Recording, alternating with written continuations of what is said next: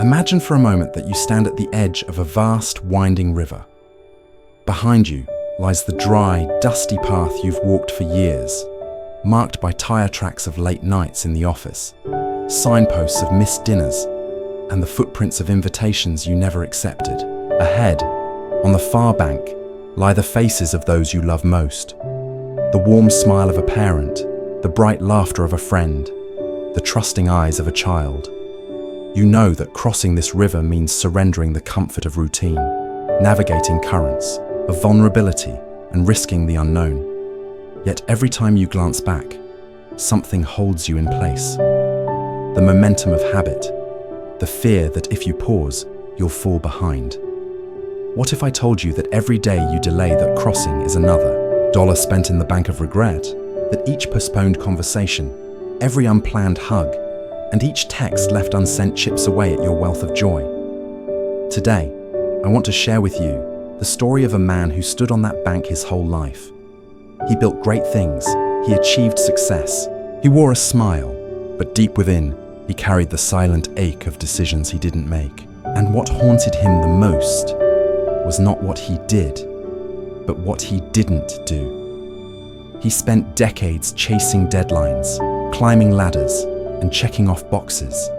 Yet every evening, when the day's rush finally slowed, he felt an ache deeper than fatigue. That ache wasn't born of exhaustion. It was the echo of missed Sunday dinners, silences at home when his children needed a laugh, and the quiet phone calls of old friends he never returned.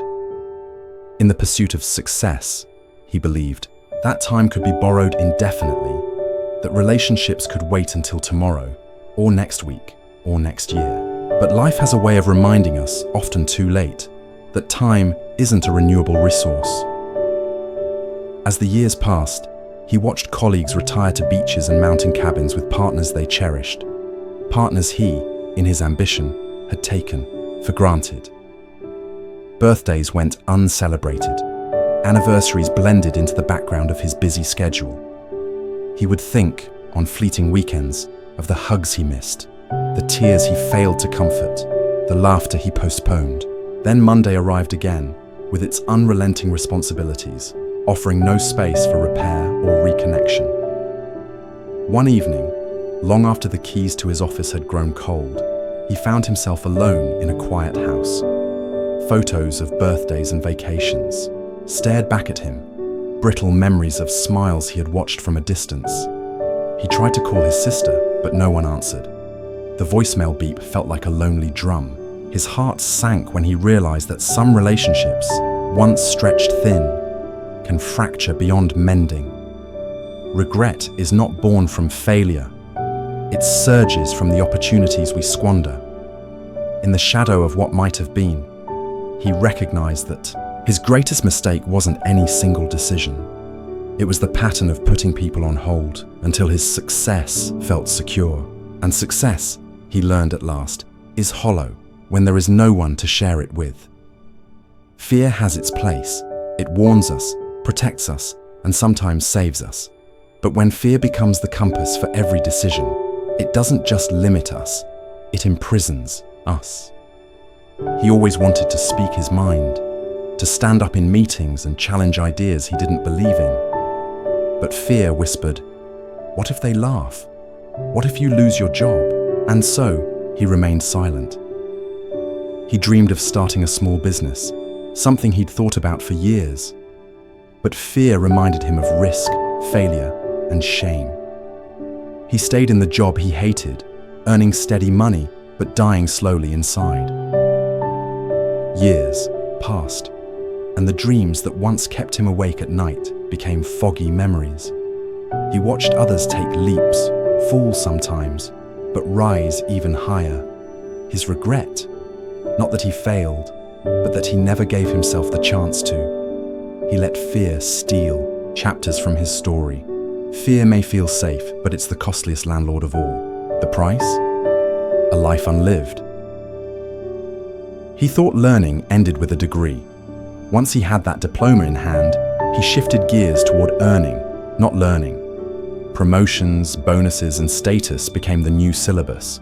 But over time, the spark dimmed. Conversations started to feel shallow. New ideas became harder to grasp. While the world evolved, he remained anchored to what he already knew.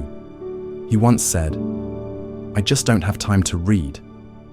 But in truth, he didn't make time. He never went to workshops, never explored new skills, never questioned his own thinking. Decades later, the world had changed, and he didn't fit in anymore. His regret wasn't that others passed him by, but that he stopped growing long before they did. He realized too late that the most valuable asset he had wasn't his money or position. It was his ability to expand his mind, and that he neglected. In his prime, he earned well. He lived large. Nice car, big house, exotic vacations. His motto was, live for today, and for a while, it worked. But today has a funny way of turning into yesterday. He didn't save much, didn't invest wisely, and definitely didn't prepare for emergencies or retirement. He assumed the income would never slow down. Then came a health scare, then a job loss, and then the crushing realization that he was not ready. Regret crept in like a silent storm. He remembered all the unnecessary spending and the missed chances to build security. What stung most wasn't the lack of money, but the burden it placed on his family. He once wanted to be a provider, but in the end, they had to provide for him. He learned that freedom doesn't come from spending money, it comes from managing it wisely. Sadly, that wisdom came too late. He always loved to paint. He dreamed of writing a novel. He talked often about traveling the world, learning a new language, or opening a small coffee shop. One day, he'd say. But one day kept moving. Further away. There was always something more urgent: work, bills, responsibilities. Passion became a luxury he believed he couldn't afford. Years slipped by like sand through fingers. And when he finally found the time, the energy was gone. The mind was willing, but the body had grown tired. The dream remained, but the dreamer had changed. What haunted him wasn't that he didn't reach success in those dreams. It was that he never started. His soul had melodies that were never sung, paintings never brushed, stories never told, and they died within him, unheard. "I'm too busy to work out. I'll sleep when I'm done with this project." These were common phrases he lived by. Fast food became fuel, sleep became optional, and stress was worn like a badge of honor. For a while he felt unstoppable, but bodies are not machines. They're messages, and his sent a loud one. At first, it was just fatigue. Then came the blood pressure, the weight gain, the pills. His doctor warned him, his family begged him, but change only came when it was forced. Hospital visits replaced holidays. Walkers replaced jogging shoes. And every step he now struggled to take reminded him of the steps he once took for granted. He once sacrificed health for wealth, only to spend all his wealth trying to recover health. A cruel trade. And all the while, the simple choices, drinking more water, walking a bit each day, learning to rest, had been in his control. Throughout this journey, we've looked into the soul of a man whose regret was not based on a single mistake, but on years of small decisions that turned into lifelong consequences. He didn't regret failing. He regretted not living fully, not loving deeply, not trying boldly.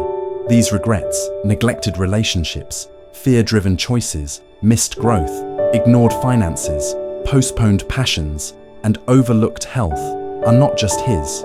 They could be any of ours. But here's the gift. You still have time. Time to call someone. Time to start that book. Time to walk more. Time to listen, to learn, to plan, to grow, to live on purpose. Don't wait until reflection becomes regret. Make your changes now while they can still bloom into joy. So I wish you clarity, courage, and commitment. Good luck on your journey to a life that doesn't end with "I wish I had," but proudly closes with "I'm glad I did." Thank you for listening, and thank you for choosing not to waste your time, but to shape your future.